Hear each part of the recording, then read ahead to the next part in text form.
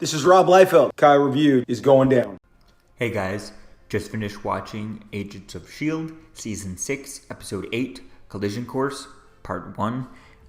Oh my god, what an amazing episode. The ending to this episode was so good, and I didn't see that coming, having such a big cliffhanger, but obviously I should have seen it coming with the title of this episode being Part 1 and the next episode being Part 2 with the same title and stuff, so I think that's really going to be fun to see as to where things go. Again, just get it out of the way, the big disappointment of this entire season is that, just of this entire show right now at this point, is that it's no longer really connecting to the MCU.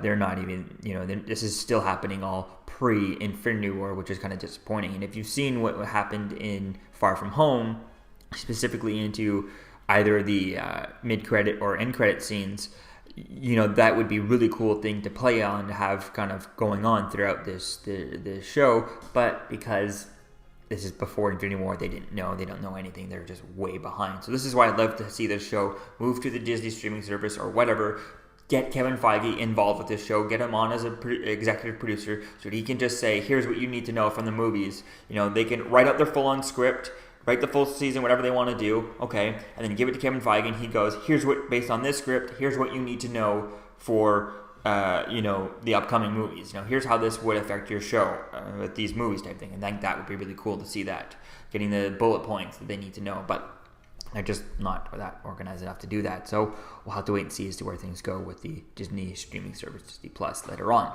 But getting into this episode, it was really cool. We see that Fitzsimmons, they arrive home. They're just outside their galaxy and stuff, and they're kind of just about to land on Earth.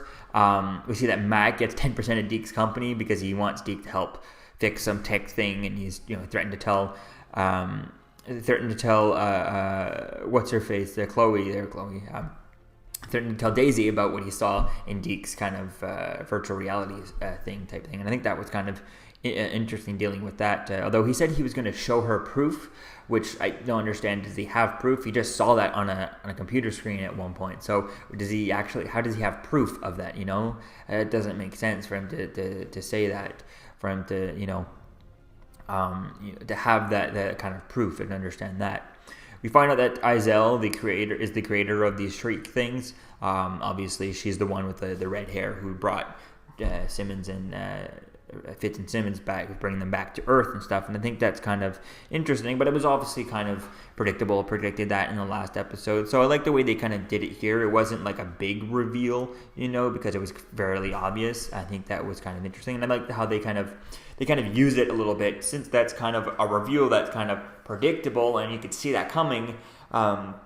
It was an interesting way how they used that to distract, like, oh, there you go, that was the reveal, that was a predictable reveal, to kind of hide the other reveals, later on, that Sarge plans to kind of nuke the tower, and that's kind of dangerous because there's like towns real close, and it's going to, wipe out some towns and stuff. So I think that was kind of an interesting plan to see. And having Enoch at the end of this episode, it was an interesting idea, bringing him involved. That would be cool to see as to where things go. I just kind of didn't like. It just seemed to me like, what was the point of having him gone, one episode and then having him back so soon? It's just kind of disappointing. It's just like, oh, okay. I would have much preferred to have Enoch have been done for this season and leave him until like the end of season 7, or at the end of season 7 going into season 8 type thing. I think that could have been an interesting thing. And having that character kind of let us completely forget about the character, and then bring him back once it's been a couple of seasons, and then it would be kind of like, oh my god, yeah, he's still out there, that would be a really cool kind of to bring back, right? But at this point, it's just like, okay, it was like, what was the point of having him sent away if he's just going to be back, right? So I don't know. We'll have to wait and see as to where things go with his storyline. So all in all, I'm really excited to see as to where things go in this episode. In the next episode, obviously, with this huge cliffhanger. I mean, it's one of the biggest cliffhangers I can think of. It's just an amazing cliffhanger. There's only a few cliffhangers that I can think of that are bigger than this one. And I think that was one of the mid-season ones for Arrow. I guess spoiler alert, where they literally stab him through the chest and stuff.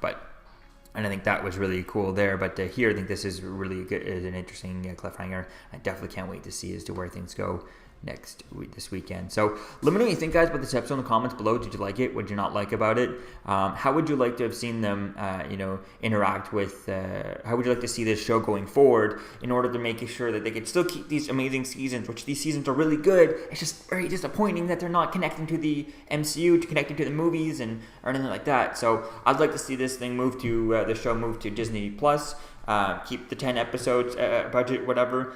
Heck, keep the budget the same and just let them, or even leave it on here and just have Kevin Feige become a part of it so that he can give them access to the script somewhat, I think that could be, even someone else can do it. Just give them access to the movie scripts so that they can pre-plan and have connections to the movies, so that they can connect to all these things. That would be really cool to do that. And you could do that on the Disney streaming service, give it a little bit bigger budget, and have Sam Jackson at the beginning of the season, setting up the season, or things like that.